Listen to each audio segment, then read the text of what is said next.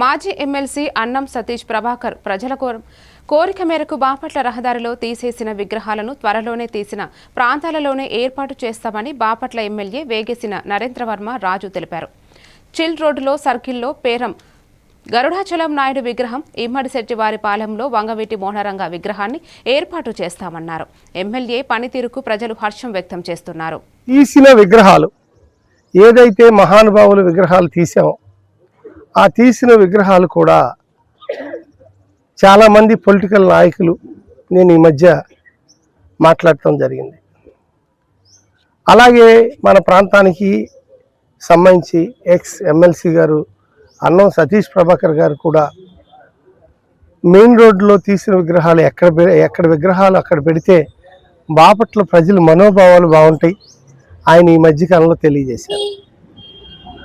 అలాగే నేను బయట కూడా చాలామందిని పర్సనల్గా ఎంక్వైరీ చేయటం, ప్రజాపాలనకి దగ్గరగా ప్రజాభిప్రాయానికి దగ్గరగా ఎక్కడ విగ్రహాలు అక్కడే మరలా కోన ప్రభాకర్ రావు గారి విగ్రహం కానివ్వండి, నందమూరి తారక రామారావు గారు కానివ్వండి, ఇతరులు చాలామంది ఉన్నారు.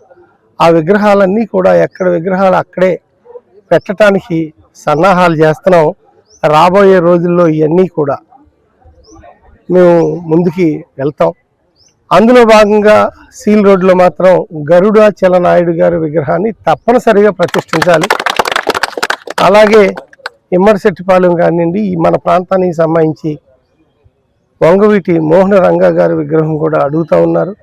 రోడ్డు మీద అది కూడా ప్రతిష్ఠిస్తే ప్రజలు మనోభావాలకి దగ్గరగా బాపట్ల ఉండాలి అనే ఉద్దేశంతో. మరిన్ని డీటెయిల్స్తో మళ్ళీ కలుద్దాం. Stay tuned to A1 TV Telugu news.